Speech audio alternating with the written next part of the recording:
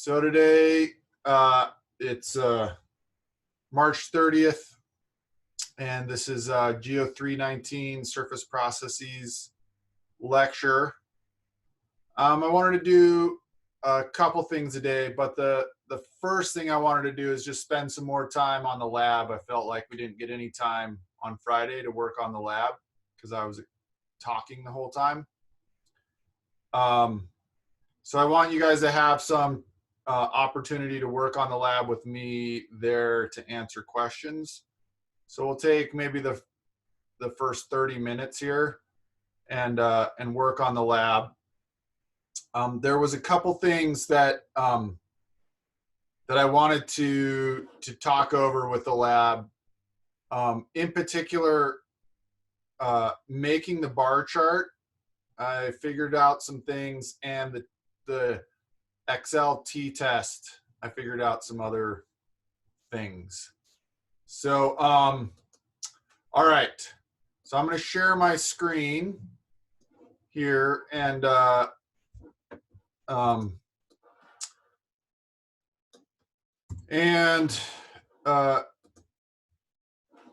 we'll go over the spreadsheet. So again, if you have questions at all, just unmute and ask them. So Sam had some great questions over the weekend that I wanted to address while I go over this explanation. All right, so the first thing was, remember we had this is a blank spreadsheet here. We have these two species, and we had drought and normal year isotope values, stable isotopes of carbon. So the first thing we wanted to do was calculate the mean. All right, so that is this function average, and we got to do that over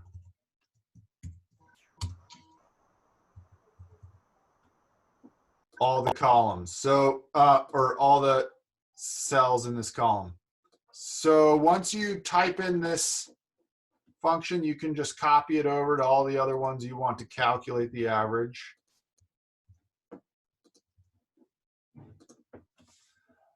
Okay. So this is the average, and I'm going to, maybe I'll just bold these so that they're a little more identifiable. Okay, so look, the average for species A during a normal year is -29. The average during a drought year is -25.6. All right, and then for species B, it's -29 during a normal year, and during a dry year, it's -29 again. So species A, you know, there's almost a 5 per mil difference, a 4 per mil difference here. And species B, there's a 0.01 per mil difference between these two. All right, so Sam asked a great question, and that is, they're different, but is it meaningful?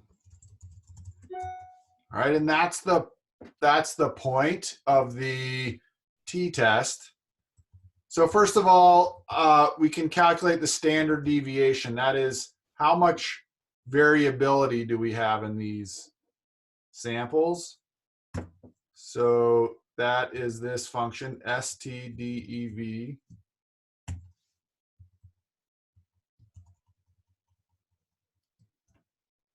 Of the same column. All right, so that each one of these samples, so the samples are these 10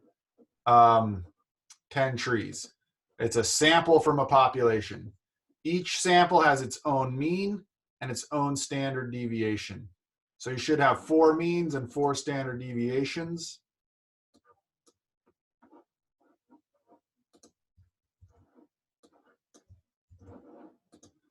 And in general, they all have pretty close to the The standard deviations are ranging from, the biggest one is 1.14 and the smallest is 0.94. They're all pretty close to 1 per mil is the standard deviation of all of these samples. Okay. So let's just think about this real broadly. The difference between 29.3 and 25.67, right? I said that's pretty close to a 4 per mil difference between those two means. And the standard deviation of the population here is about 1 per mil.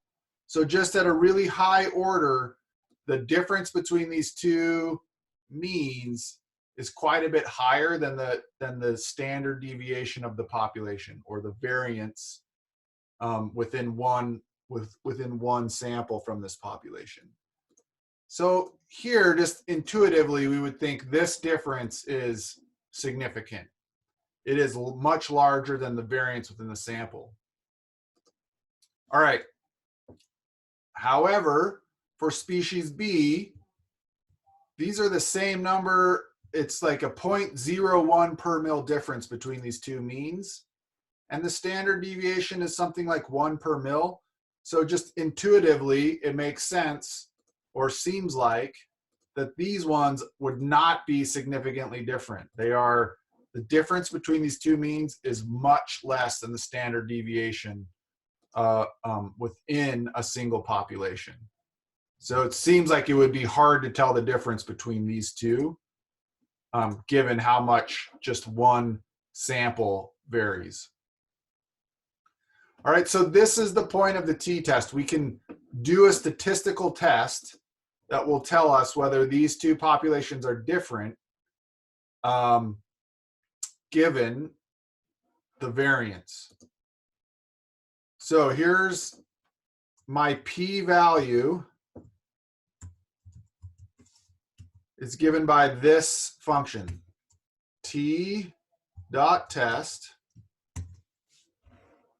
This is the array 1 is my species A during a normal year.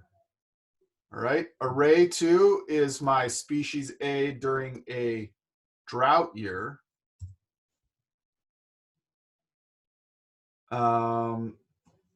T.test. All right. So you get this help on an Excel function. It'll tell you what you need to put in. So array 1, array 2. The number of tails, we're going to do a 2-tailed test. And the type, all right, we're going to do just put 1. This means we pool the variance. Don't worry about it. It's in the weeds. All right, so 2-tailed test, pooled variance. We hit enter. All right, this is the p-value. Now remember, the p-value is the probability of us falsely rejecting the null hypothesis. The null hypothesis here is that these two are the same population. So this is the probability of us falsely thinking these are different populations. All right. So this p-value, 0.0001, is really low. If it is less than 0.05, we're going to say it's significant. All right. So this guy is much less than 0.05. So this difference is very significant. All right. And that makes sense. The means are the difference between those means is much bigger than our standard deviation. All right. So so this is a change from Friday's lecture. This t.test is returning the p-value. I had to go deep in the weeds to figure that out, but it is returning the p-value.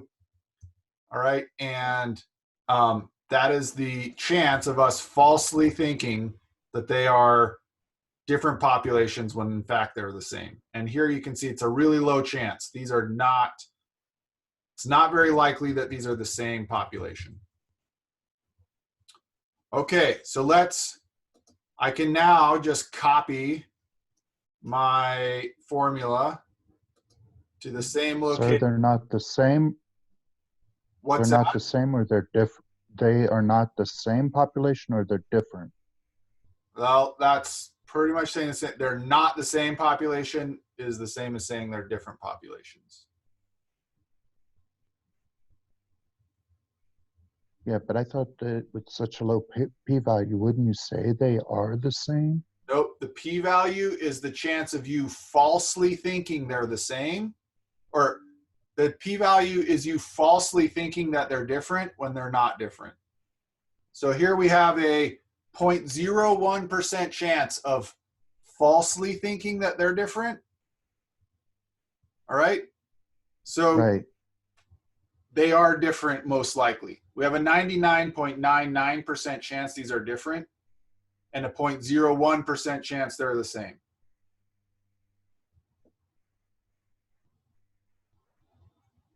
Now let's conversely, let's look at this p-value, 0.8. This p-value says there's an 84% chance that we would falsely think that they are different. All right. So so here our p-value is much greater than 0.05, right? It is, so here our p-value is, over here our p-value is less than 0.05. Here our p-value is greater than 0.05. And this is not significant. All right. Here we cannot say these are different populations. And that makes sense. Look, the difference between these two values, it's only 0.01 per mil, and that's much less than the standard deviation of the populations. Okay, so Sam, to answer your question, these two, yeah, they're different by 4 per mil. That's much bigger than the standard deviation. If we do a t-test, our p-value is much less than 0.05. They are significantly different. These ones, for species B, the difference is 0.01 per mil. That is much less than our standard deviation, and our p-value is much greater than 0.05. They are not different. All right. So that's how we do these kind of tests. We look at the actual standard deviation of these samples from the population. We compare that to the differences in the means, and we can see whether they're significant or not. And the t-test is the most common way we do that.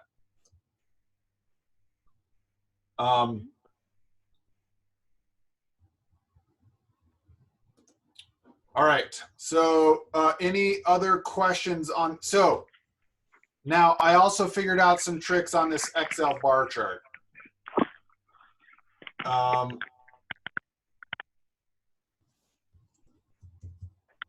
And I figured out basically how Excel is plotting these things. So here's how you got to set your data up to make this Excel bar chart. I'm going to have two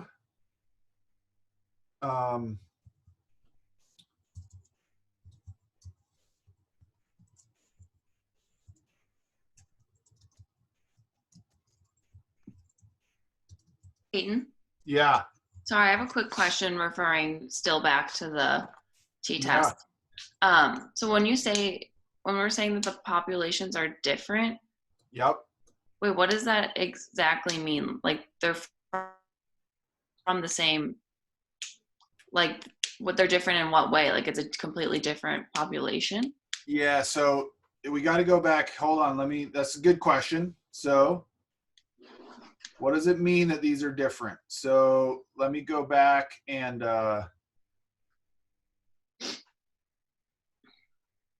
let me do some drawing. Okay, so let's think about here species A during a normal year, all right? Mhm. And here we've got, this is some curve, and this is delta 13C. All right. And what I'm going to draw now is a bell curve that is the probability distribution of this population. So so let me change colors, make it look fancy. All right, so, oh, that's terrible. Never mind.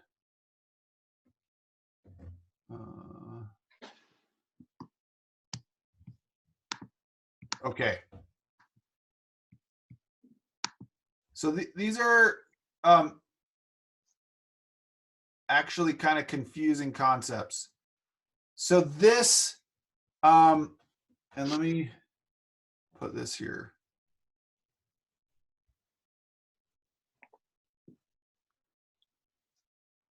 Actually, I'm gonna move where that is.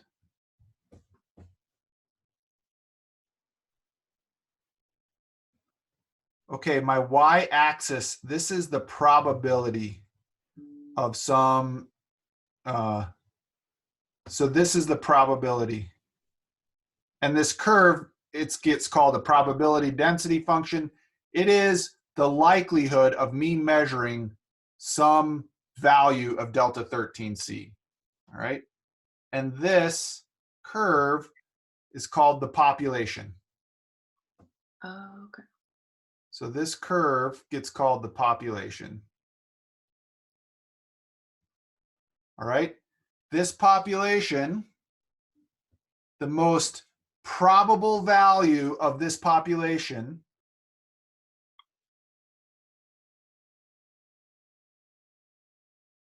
all right, that's where my probability is the highest. All right. And that is the mean.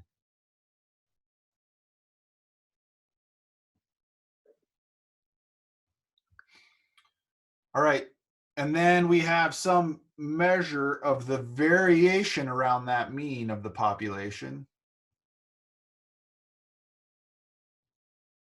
And this is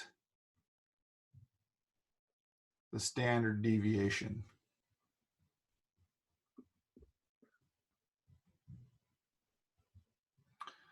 Okay. So species A is this population, the blue population. It has a mean and a standard deviation, right? Mhm. This is a normal year. So now I'm going to use green to be the population during a dry year.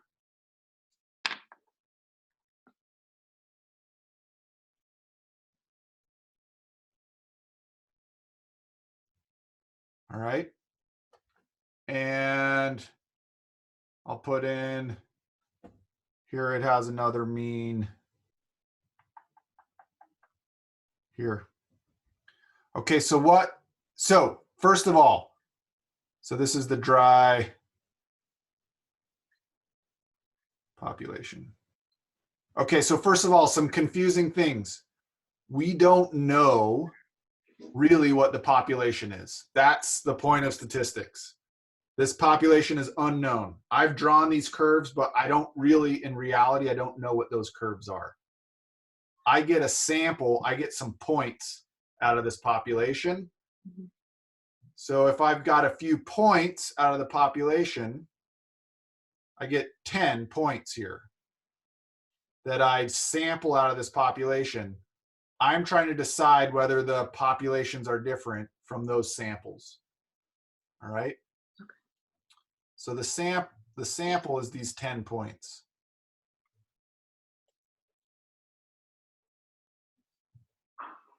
And this is just statistical nomenclature. This is a sample from this population. And this one is a sample from this population. And what we're trying to do is determine whether these two populations are truly different or not. Okay. And that's what the t-test does. It says, okay, I only have 10 of these. I'm going to look at the means here. I'm going to look at the standard deviations, and I'm going to decide whether these are different populations, or in this case, over here,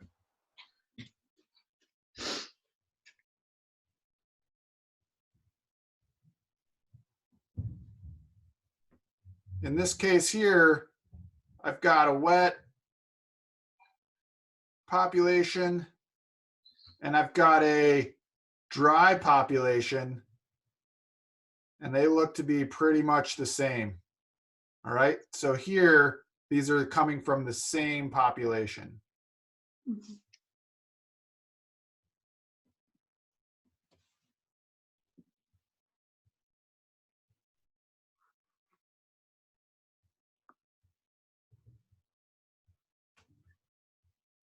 So these are two samples from the same population.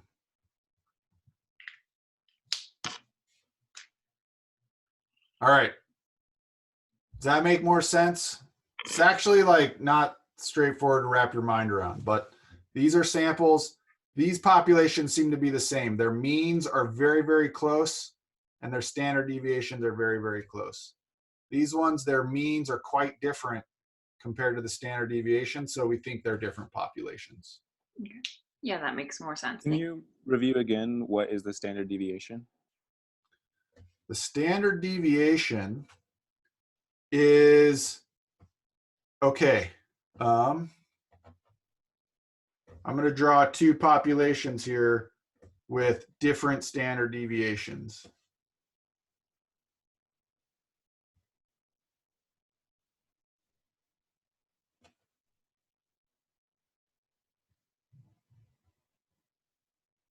Okay, so remember, this is probability here. And let's say this is 13C. Okay, so let's say I have one population and its bell curve does something like this. All right. So it has and I'm going to draw another one. Okay, so this bell curve has this mean. All right. I'm going to draw another population now that has a higher standard deviation. All right, but the same mean.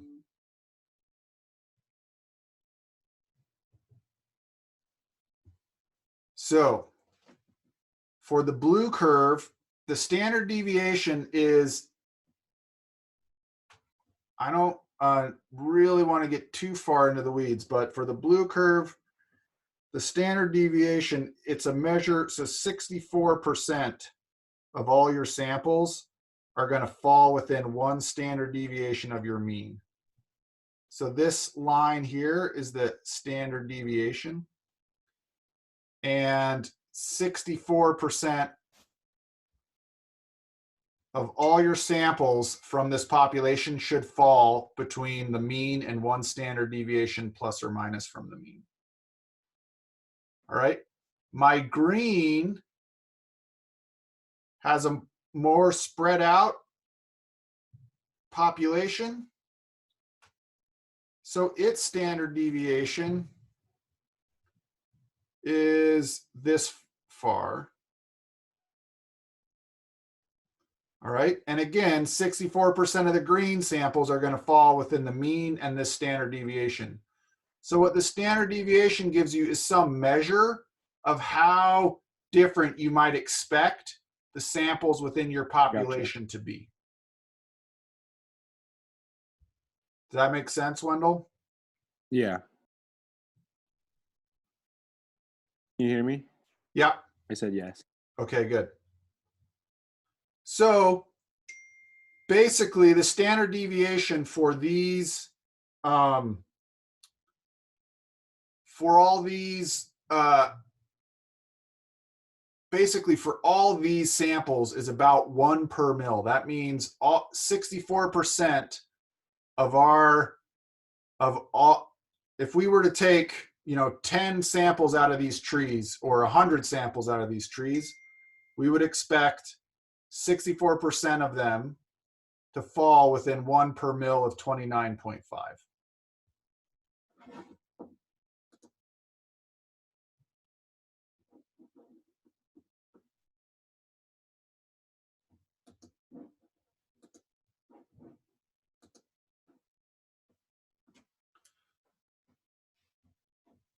All right, any other questions on this?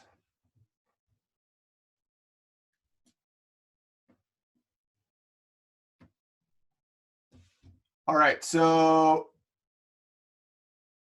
what I would like you guys to do is to, well, now I've given you guys, again, not very much time to work on this, but we've talked a lot about statistics, so that's good.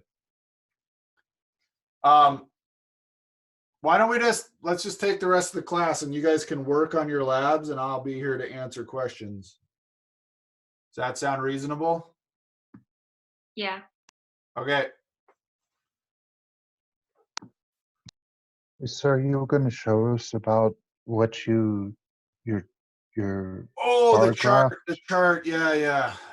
Bar charts in Excel, hassle. All right. So what I did is end up copying and having to sort of arrange where I put my data. So here's dry species A. I'm going to put mean and standard deviation here. And I'm just going to copy these. Okay, so dry species A, this guy. Control C. I'm going to copy that, paste it here. It needs to be the value only. All right. So then I'm going to go draw our normal species A is this number here. Control C, Control V, make sure it's values only. All right. I should have done, I'm going to do it this time. I'm going to copy both of these.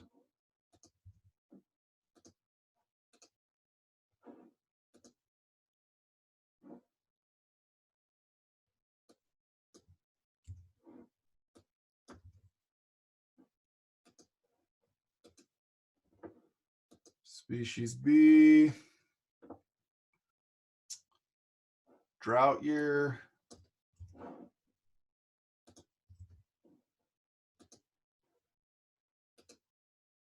And species B, normal year.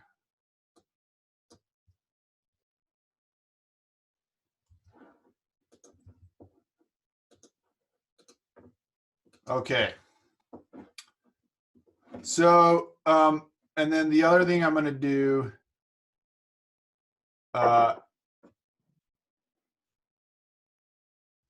okay, great. All right. So I'm going to go insert.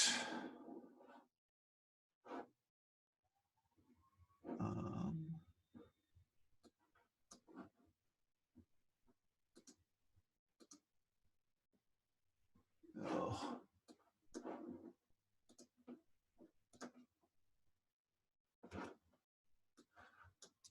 All right, so I got a blank chart, blank bar chart. And now I'm going to select the data. I'm going to do 2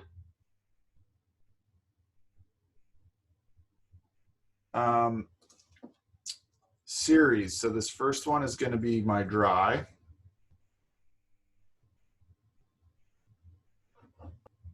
And my Y values are species A and species B.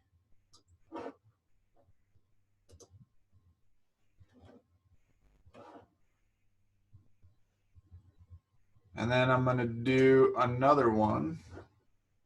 Oh,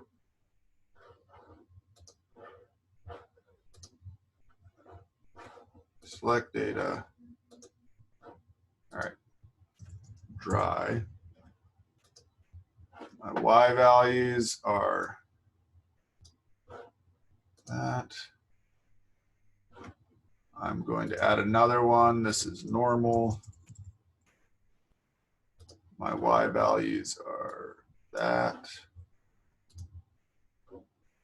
And my horizontal axis labels are species A and species B. Let's see what it looks like. Okay, here's species A. My dry and my normal. Species B, my dry and my normal.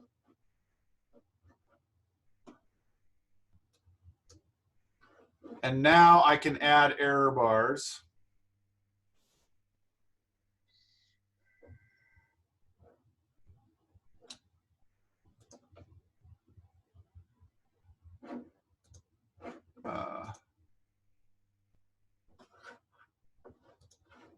Chart design.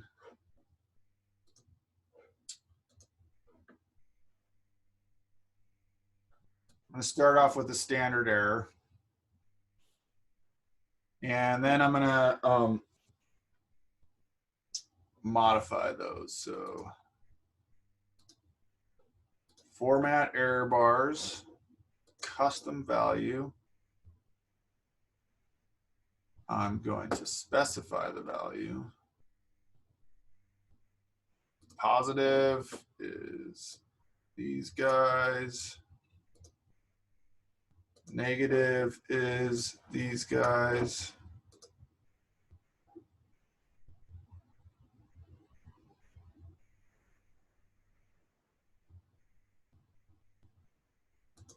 Okay.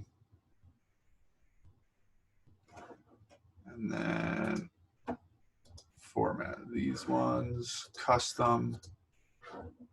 Positive is these guys. Negative is these guys. Okay. And then I have to do this to get them to show up. All right, so now I have, I've got error bars, positive and negative, based upon the standard deviation. We got species A, species B.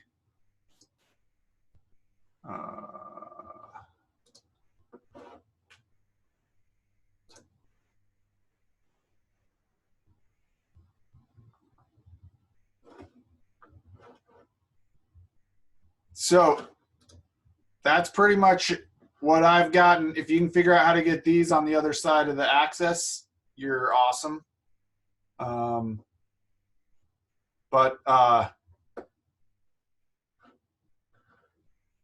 That's essentially allows us to visualize the difference here. So here you can see that this is the mean of species A when it's normal. This is the mean when it's dry. Here's our standard deviation of these two samples. And you can see that the difference between these bars is significantly greater than the error bars there. And that makes sense with everything we've seen. And we have a p-value much less than 0.05. So those are different populations. These ones look pretty much the same, well within the error bars. Our p-value is much greater than 0.05. Those are the same population.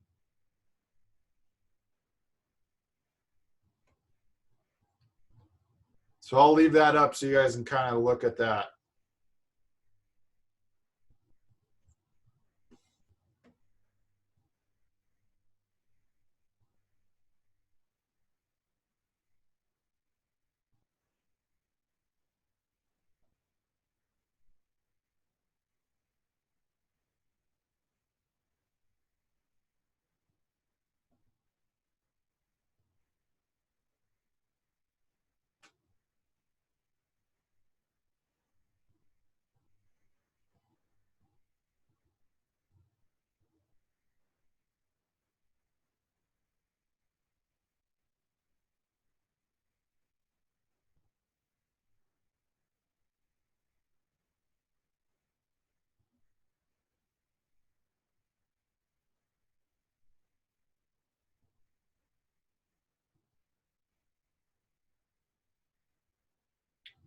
So I'm going to try and leave this up. I'm going to upload a paper that we're going to read tonight.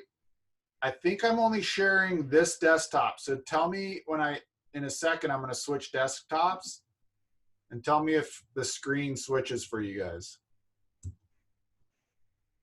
Did the screen switch? No, you still looking at, are you still looking at the Excel worksheet? Yeah, but there's another screen sort of popping in on the side. No, that's all right. As long as you Of can still mine. see that Excel worksheet, I'm just going to upload this paper really quick to Moodle.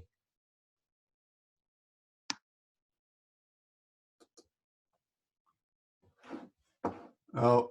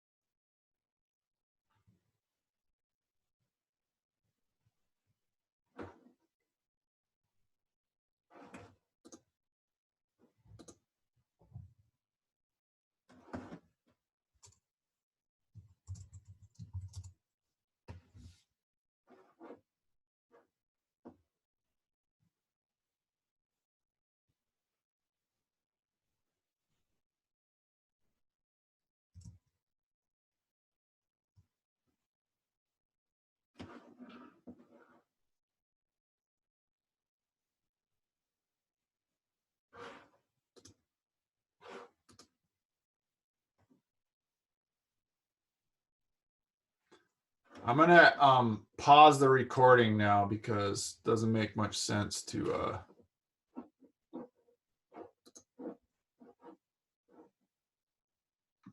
Peyton, yeah. how did you get it to say species A and species B on the different parts of the chart? Okay. So I'll show you here. Okay, so if I go back to chart, I'm gonna go to chart design here. If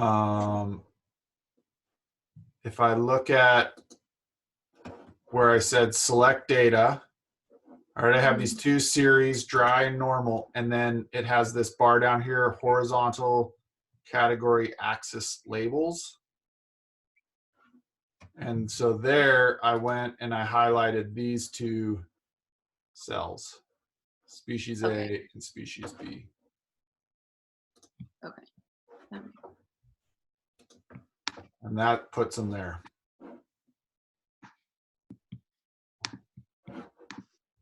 Got it. Thank you. You're welcome.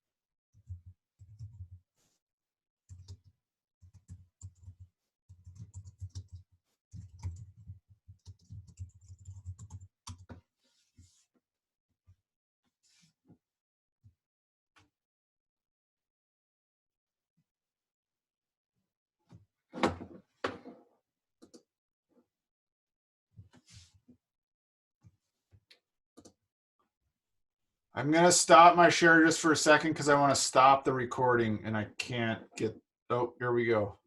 Never mind. I might not have to stop recording.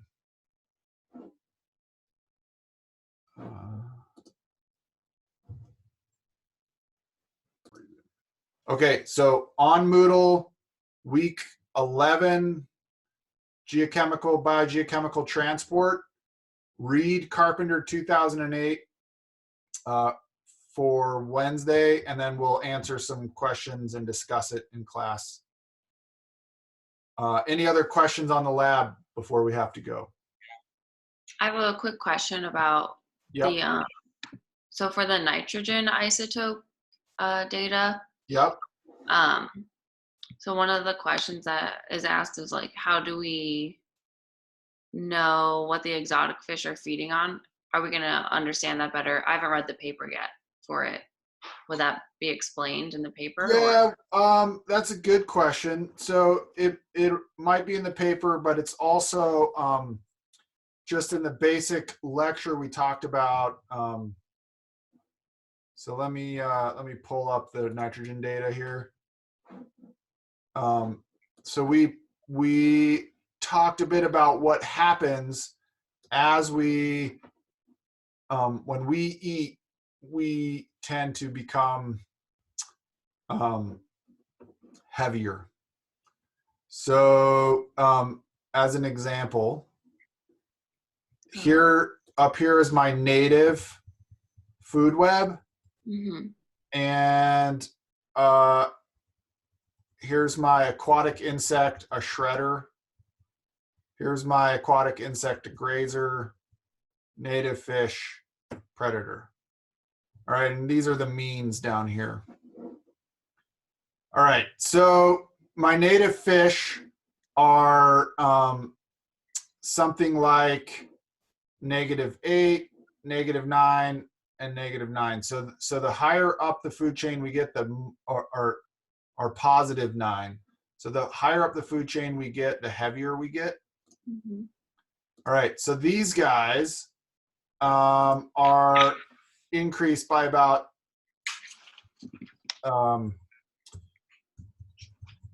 these guys are all somewhere. This is 8.4, this is 9, and this is a little more negative. Well, these must be eating mostly aquatic insects and probably mostly predators. All right. Now, when we add in the exotic fish, these are really heavy. These are like 12s. Mm-hmm. All right. So how do you get to be a 12? Well, you're probably maybe you're eating native fish, right? Yeah. So, and then the native fish got more, or they got lighter. So they probably moved down from something like a 6, and now they're eating something more like a 3. Oh, okay. That makes sense. All right. So we can sort of look at these changes and think about, oh, that now these must be eating some, because these got lighter, they must be eating something lighter now. Yeah. Okay. All right. Any other questions? All right. If not, we'll see you guys Wednesday. Try and read Carpenter 2008, and we'll see you Wednesday. All right. Talk to you later. Bye.